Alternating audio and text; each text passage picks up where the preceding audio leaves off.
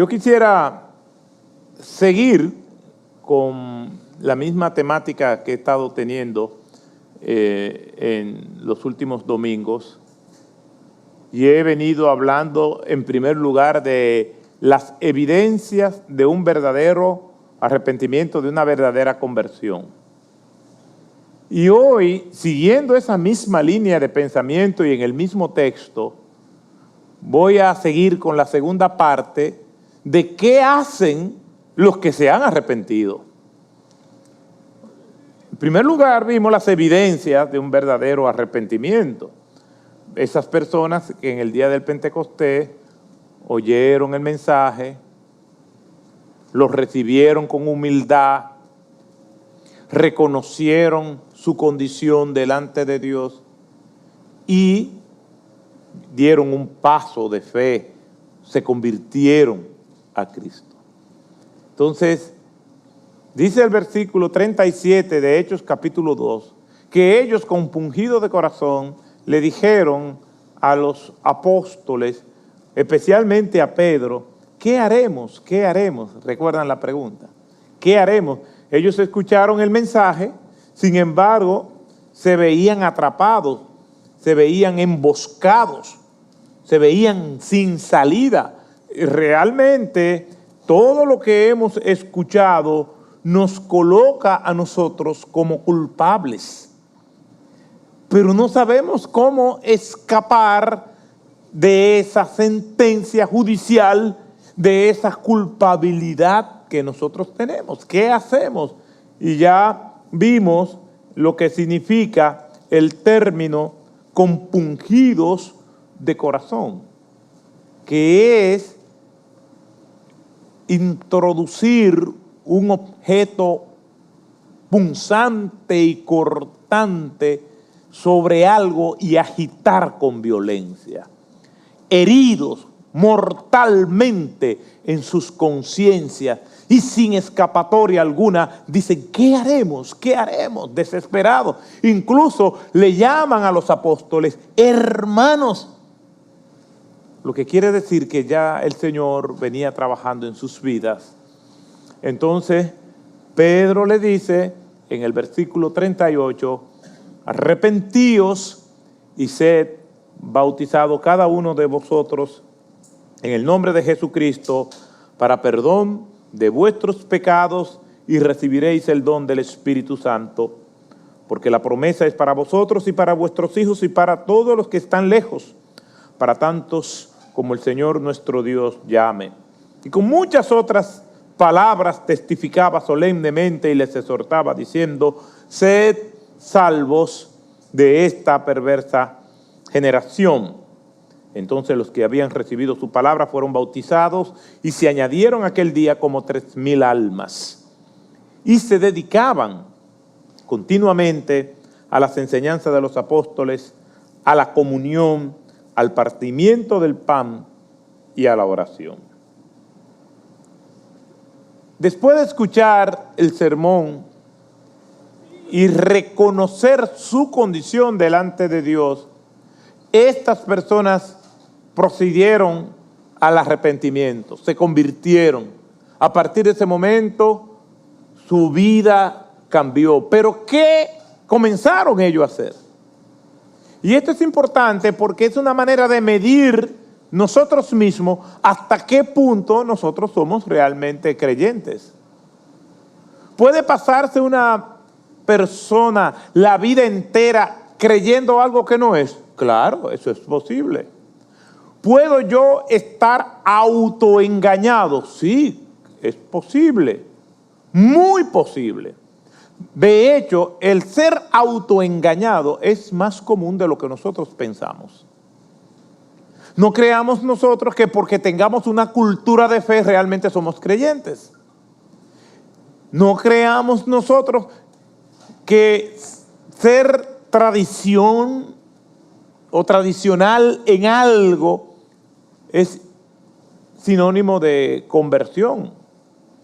Precisamente por eso yo quisiera que nosotros analizáramos a partir de hoy estos textos bíblicos que pueden orientarnos si verdaderamente nosotros somos creyentes.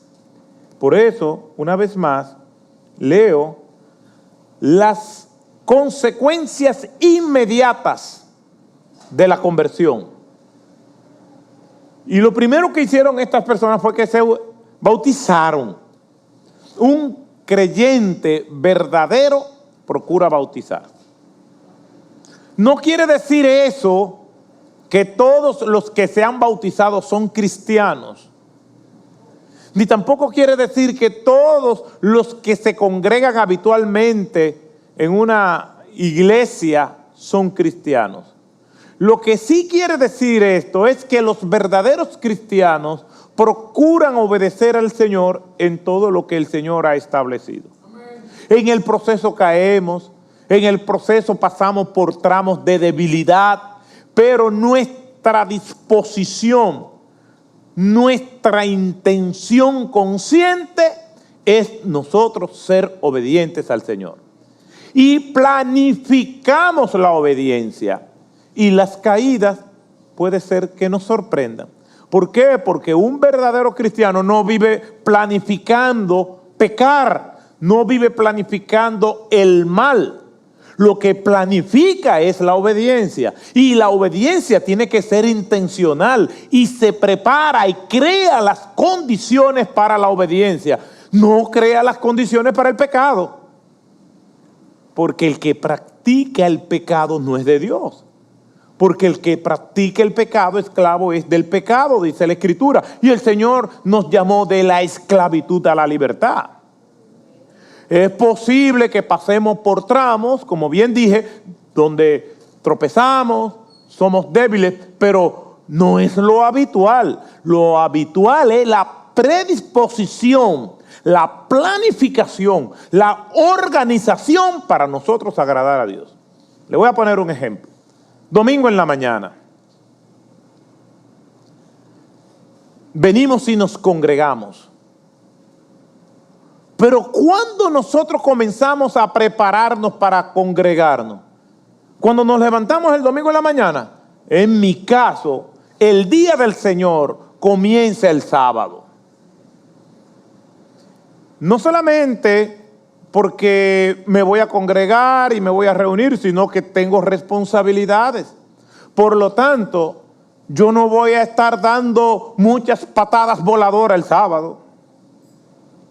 Incluso cuido mucho lo que como siempre, pero más lo que me como el sábado en la noche. No vaya a ser cosas que eso que yo me comí el sábado en la noche inicie su venganza en el momento de la predicación y me ponga en aprietos. Pero no es solamente por mí, es que es día del Señor. Y yo quiero que el Señor me ayude y yo me predispongo y me organizo para eso. O usted no se organiza cuando va a un viaje, o no se organiza cuando va a la entrevista con un jefe, o no se organiza cuando va a una entrevista de trabajo, o no se organiza cuando va a pedir visa. Entonces, ¿por qué no vivimos nuestras vidas planificando y organizando la obediencia a nuestro Señor? La obediencia al Señor, nosotros estamos equivocados en algo. La obediencia al Señor tiene que ser intencional, porque de nuestro corazón no va a surgir de manera espontánea. Lo bueno no surge de manera espontánea. ¿Qué es lo que nos dice el apóstol Pablo? Hablando de esa lucha que él tiene. Lo que quiero hacer, no lo hago. O sea, lo que surge de manera espontánea. Ustedes no se imaginan las diabluras que mi corazón me sugiere. Lo que pasa es que yo no me llevo de mi corazón. Yo me llevo de la palabra del Señor. Y muchas veces, y en las mayorías de las ocasiones, las intenciones de mi corazón no están de acuerdo con la palabra, pero como no andamos por vista, sino por fe, puesto que lámpara es a mis pies tu palabra y lumbrera mi camino, yo me guío por la palabra de Dios, y se lo he dicho muchas veces. Tenemos nuestro GPS, y GPS significa guiado por la palabra del Señor. Y no falla. ¿Por qué? Porque para poder agradar a Dios tenemos que ser intencional. Y tenemos que organizarnos para poder agradar a Dios, para poder congregarnos, para poder servirle, para poder agradarle en lo que Él demanda. Por lo tanto, no vamos a dejar a nuestros sentidos, emociones y espontaneidades el servicio, porque entonces vamos a estar tambaleantes, claudicando, sirviendo de manera o en armonía con nuestras emociones. Imagínense que nosotros vayamos a hacer las cosas simplemente porque las sintamos. Ustedes saben cuántas cosas buenas no sentimos hacer. Por eso no nos guiamos de nuestro corazón. Dice la Escritura que engañoso y perverso es el corazón. Por lo tanto, el corazón tiene que estar cautivo a lo que dice la palabra de Dios. Y aunque Él no quiera, nosotros llevamos al corazón a la palabra de Dios, a que cumpla lo que Dios dice en su palabra. Por eso, cuando nosotros vamos a este pasaje, vemos inmediatamente un resultado de recibir la palabra de Dios. Mire lo que dice el versículo 41. Entonces, los que habían recibido su palabra, ¿cuál palabra? La palabra de Dios. Y hay expresiones sinónimas en las Escrituras. Recibir a Cristo es recibir su evangelio, es recibir su palabra. Después, nosotros vamos a estar viendo en toda la Escritura cómo ella misma habla de sí misma, de que realmente tenemos que ser guiados por ella. Un texto bíblico que yo siempre cito es 2 de Timoteo, capítulo 3, versículos 16 y 17. Toda Escritura es inspirada por Dios y es útil para enseñar, para redarguir, que significa confrontar, para corregir y para instruir en justicia. Muchos creyentes se saben ese texto, pero le voy a dar una técnica para que se lo aprendan en orden. Toda Escritura es inspirada por Dios y es útil para ERSI. ERSI es un acrónimo. Enseñar, redarguir, corregir e instruir en justicia. Si se lo aprenden así, nunca se les va a olvidar. Y así uso algunas técnicas de memorización. Amarás al Señor tu Dios con todo tu con todo tu corazón, con toda tu alma y con toda tu mente. Son maneras de uno recordar textualmente, porque entonces he escuchado a creyentes que lo dicen de otra forma, no en el orden que va, y tenemos que ser fieles a eso. Y la Escritura entonces dice que ella es útil para enseñar, para redarguir, para corregir y para instruir en justicia. Juan 17, 17. Santifícalos en tu verdad, tu palabra es verdad. Por eso es que aquí, en este versículo, dice que los que habían recibido su palabra. ¿Pero quién fue que recibieron? A Cristo, su evangelio, su palabra. Porque es la palabra de Dios que va a morar en nuestros corazones. ¿Y quién es la palabra? Cristo. En el principio era el verbo y el verbo era con Dios. La palabra verbo es la palabra logos, que significa literalmente palabra. En el principio era la palabra, el logos, y el logo era con Dios y el logo era Dios. Cuando nosotros vamos aquí a este texto, nosotros vemos que estas personas recibieron su palabra, la palabra que Pedro había dicho, pero las palabras que Pedro había dicho no eran sus palabras, era la palabra de Dios. ¿Por qué? Porque la conversión es un acto espiritual, porque hay una transformación, pero es además un acto intelectual, porque hay una comprensión. Nosotros no somos autómatas.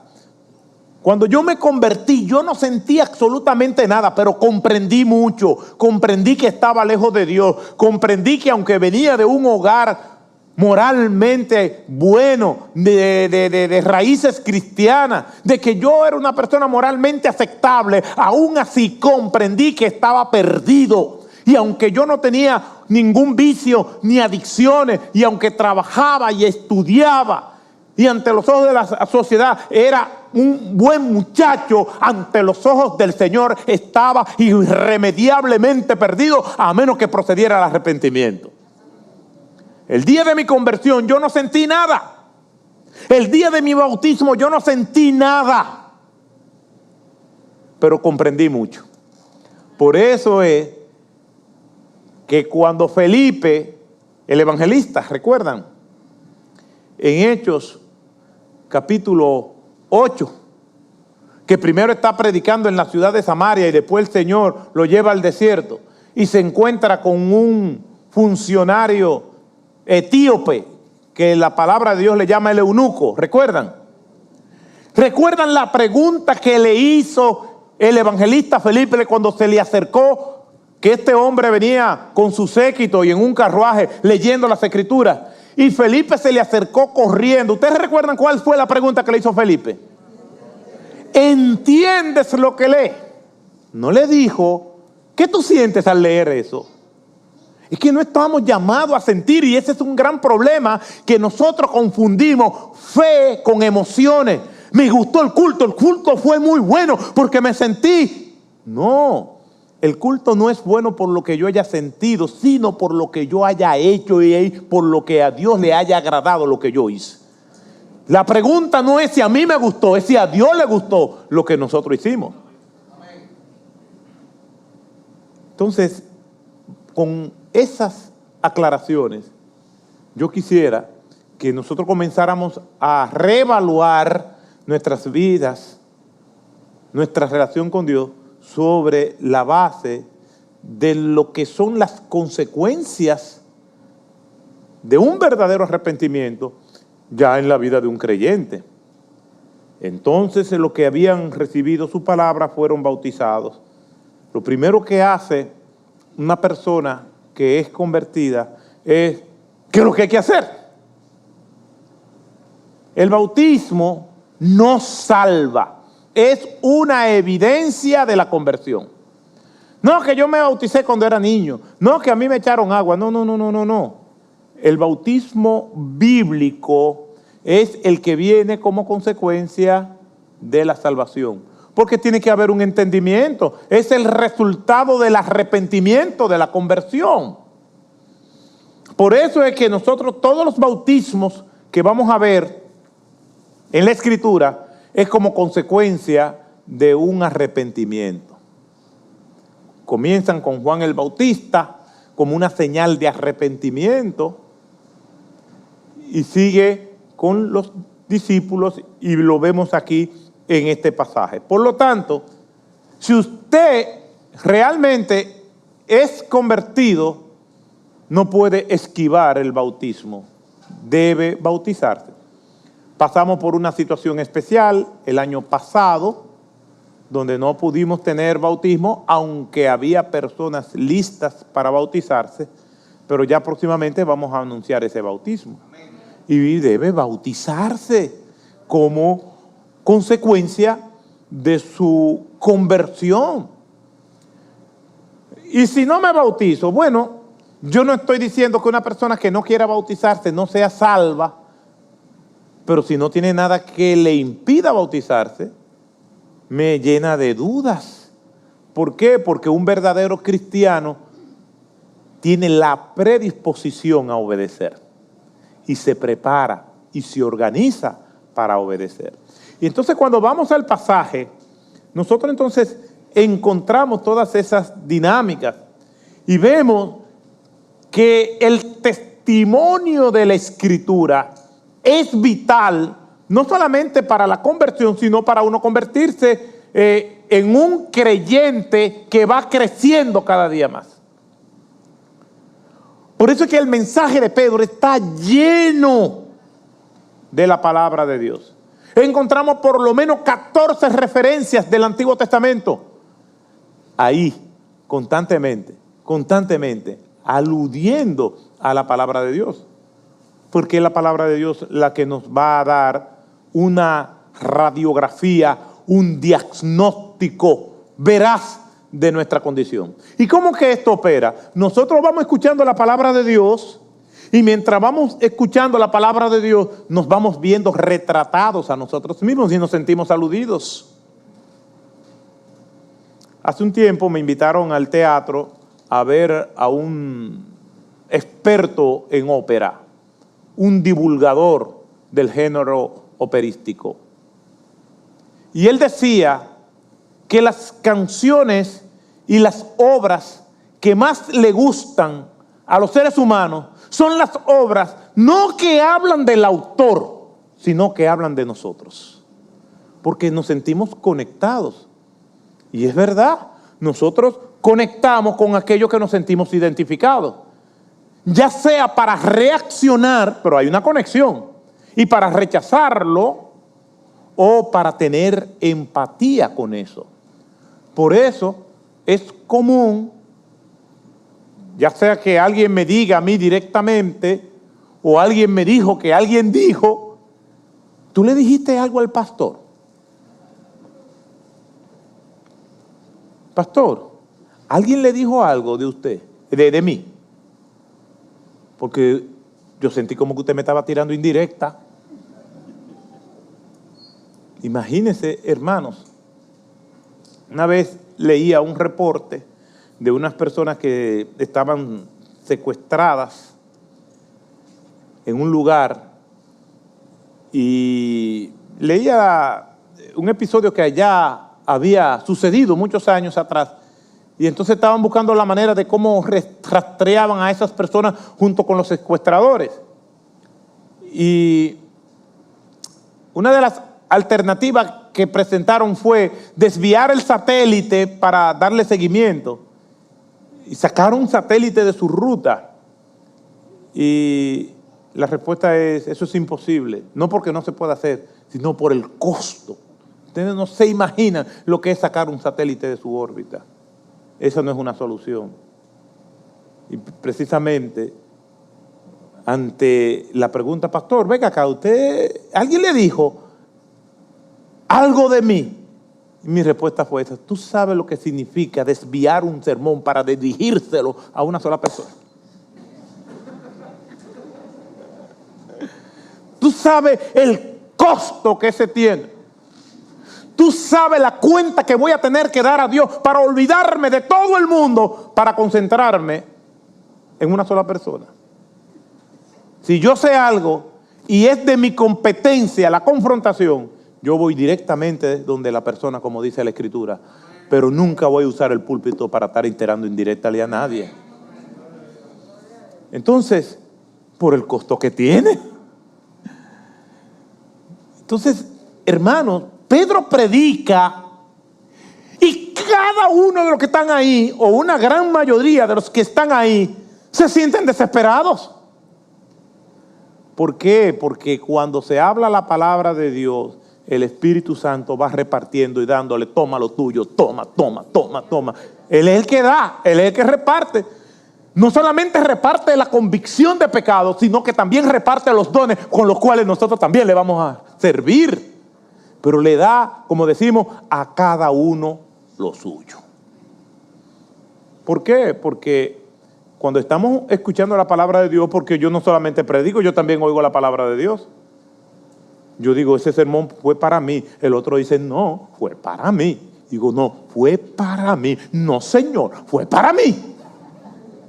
Pero eso es cuando hay una disposición de que Dios le hable. Pero cuando la disposición no es de que Dios te hable, ese sermón fue para ti. No, no fue para mí, fue para ti. Ojalá tú hubieras estado para que lo escuchara. No, ¿y por qué no te lo aplicas? No, porque era para ti. Entonces, cuando no hay convicción, cuando no hay una predisposición para que sea Dios quien hable, entonces nosotros estamos buscando a quién que le sirva el sermón. Pero cuando hay una disposición de que Dios hable y nos guíe, entonces nos peleamos para aplicar eso que se está diciendo de manera particular. Bendito sea el nombre del Señor. Por eso es que esta gente dice compungido de corazón. No fue uno solo, fue una multitud. ¿Cuánto? Como 3,000 personas se bautizaron ese día. Heridos de muerte en sus conciencias, acudiendo en masas al Señor por la palabra del Señor.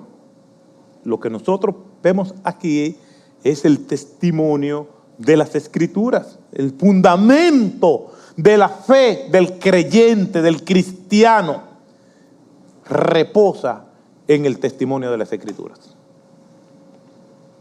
Por eso, lo primero que una persona hace es que la Escritura se convierte en su guía. Porque ¿sobre qué base nosotros vamos a conocer a Dios? ¿Sobre qué base nosotros vamos a obedecer? ¿Sobre qué base vamos a crecer? ¿Sobre qué base vamos a profundizar en el carácter de Dios y en lo que Él quiere para nuestras vidas? Es por las Escrituras. Por eso es que ese versículo comienza claramente diciendo en el versículo 42, después que se bautizaron y se dedicaban continuamente a las enseñanzas de los apóstoles. Como resultado de su conversión, una convicción de que la palabra de Dios era lo que le iba a guiar. Necesitaban ser instruidos. El famoso término didaché, la enseñanza de los apóstoles. Y la palabra perseveraban significa insistir de manera intencional en eso. Insistir de manera intencional, no dice de manera espontánea, sino de manera intencional. Tengo 29 años en el ministerio, en esta iglesia, es mi única iglesia. Y aún con todo lo que tengo pastoreando, hay veces que no tengo deseo de leer la palabra de Dios. Y cuando mi falta de deseo y mis convicciones no están de acuerdo, ¿qué usted cree que yo hago? Como quiera leo la palabra de Dios. Porque lo que me dice aquí este texto es que un convertido insiste de manera intencional.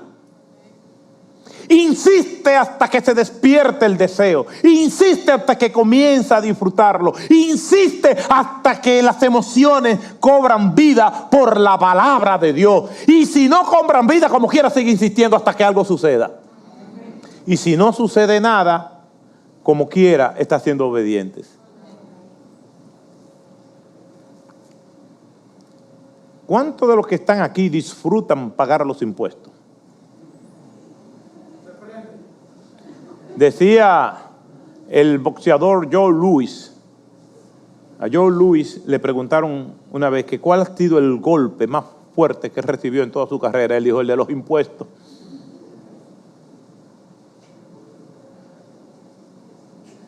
Sin embargo, hay que pagarlo. Porque los impuestos, según la ley, es algo que no nos pertenece, no es nuestro. Como yo siempre digo, cuando usted va a pagar una tarjeta de crédito, y usted si va físicamente, personalmente, quien le atiende le dice, ¿y por qué usted está con esa cara, don fulano o doña fulana? Porque me molesta tener que pagar la tarjeta de crédito.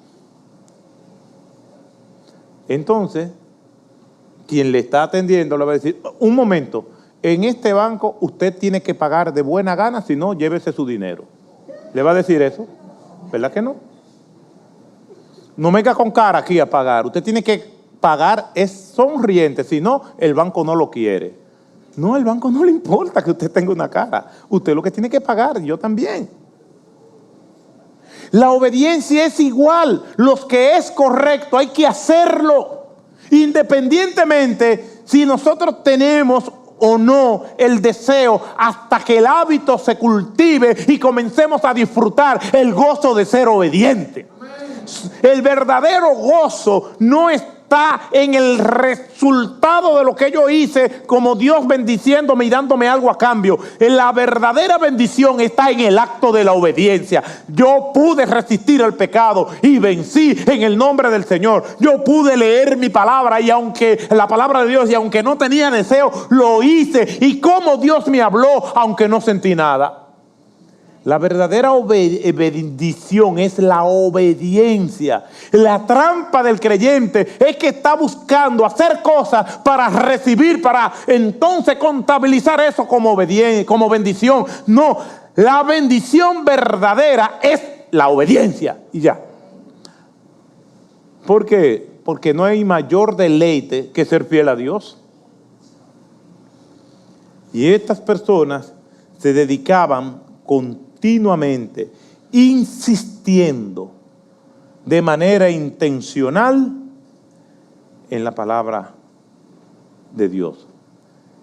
Un verdadero creyente tiene que ir a esa palabra de Dios. ¿Pero para qué? Hay personas, padres, que castigan y disciplinan a sus hijos con cosas buenas. Por ejemplo, hiciste algo que no es correcto, ahora vaya a limpiar su cuarto como pena. Y ponen un deber como una penalidad. Es que a los hijos hay que enseñarle a organizar sus habitaciones, no como penalidad, sino como parte de su responsabilidad. Aunque no le guste, tenemos que hacerle entender que probablemente no le va a gustar, porque lo que quieren es el iPad, los celulares. Pero como quiera, las cosas correctas, aunque no se sientan, hay que hacerlas. El mismo principio que nos aplicamos a los adultos, tenemos que aplicárselo a nuestros hijos. Nos van a poner la chemba de este tamaño, nos van a poner todo tipo de expresiones, pero tenemos que decirle que eso que ellos están haciendo no es un castigo, es un deber. Lo mismo que no te veo leyendo, tienes que ponerte a leer. No hiciste lo que tenía que hacer, ahora tienes que leer ese libro y darme un resumen. No, porque la lectura no es un castigo. Tiene que aprenderse el Salmo 119 de memoria. Entonces van a ver la Biblia como un castigo. Y vamos a disciplinar a nuestros hijos a bibliazo limpio. ¡Pum! ¡Pum! No es así. La palabra de Dios deleita el alma. Y tenemos que verlo. Lo que pasa es que hasta que esa alma, hasta que ese corazón no se eduque, y toda una vida con un patrón de conducta, vamos a modificar nuestra conducta mediante la palabra de Dios. Y esta carne de nosotros va a poner todos los peros. ¿Usted quiere ver un ejemplo? Usted está tranquilo, pero de que se pone a leer, dice, ay, me metió un sueño. El cerebro. Ay, yo no sé qué es lo que a mí me pasa. A mí nada se me queda. Ay, yo lo que se me mete un lagrimeo. El cerebro. Diciendo, no, yo no quiero leer la Biblia. Entonces comienza a lagrimear, le comienza a botar, se le mete un sueño que usted no tenía. ¿Por qué?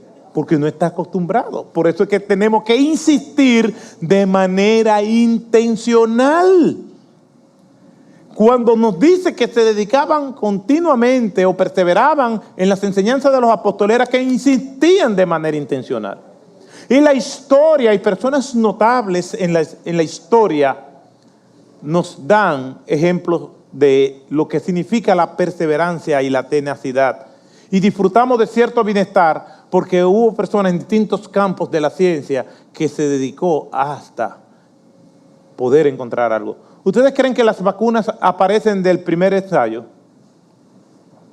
¿Usted sabe que Thomas Alva Edison inventó el filamento que era resistente a la energía eléctrica y que nos da la luz? Se le quemó su taller 2 veces.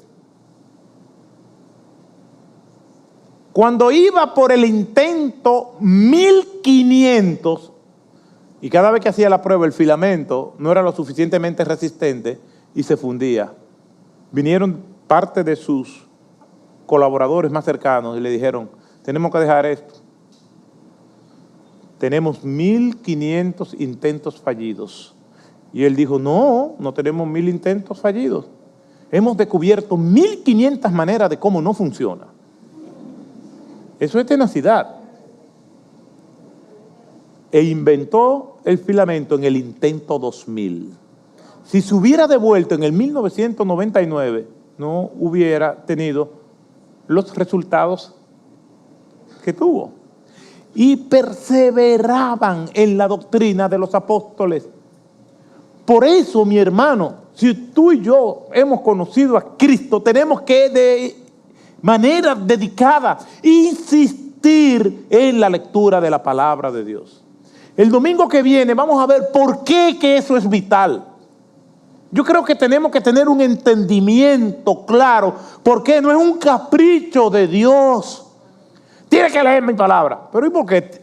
Usted no pregunta, como le dicen los padres a los hijos. ¿Por qué? Porque no. ¿Y por qué no? ¿Por qué no? Hasta que lo desesperan. Ya, porque yo lo dije. Dios no es así. Señor, ¿y por qué yo tengo que leer tu palabra? Usted no pregunta, léala. Yo una vez predicaba en un Día de los Padres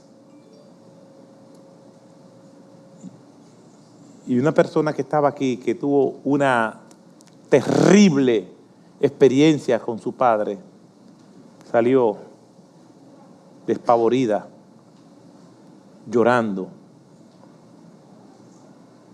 porque yo hablaba de Dios como nuestro Padre amoroso, y ella conectó a Dios con su Padre, hizo una transferencia. Porque el concepto de padre que tenía era el padre biológico. Para poder demontar eso, tiene que conocer a Dios para que vea el verdadero modelo de padre. Y eso es lo que hace la Escritura. Las Escrituras nos muestran quién es Dios. Porque no podemos seguir ni adorar a alguien que no conocemos. Dios se revela de dos maneras. Por medio de la naturaleza, Él da a conocer su existencia y su obra. Los cielos cuentan la obra de Dios y el firmamento anuncia la obra de sus manos. Por medio de la Biblia, da a conocer su carácter, su voluntad, su propósito con nosotros. Yo no quiero vivir la vida sin conocer a quien yo digo adorar y sin conocer lo que Él quiere que yo haga. Por eso es vital. Y mientras más leemos y aplicamos la Escritura a nuestra vida, más vamos deleitándonos en ese Dios que nosotros decimos adorar. Que el Señor nos bendiga y nos ayude a nosotros tener esa predisposición, esa intención planificada de crecer en nuestra relación con Dios. Cada uno de nosotros sabe cómo está delante de Él.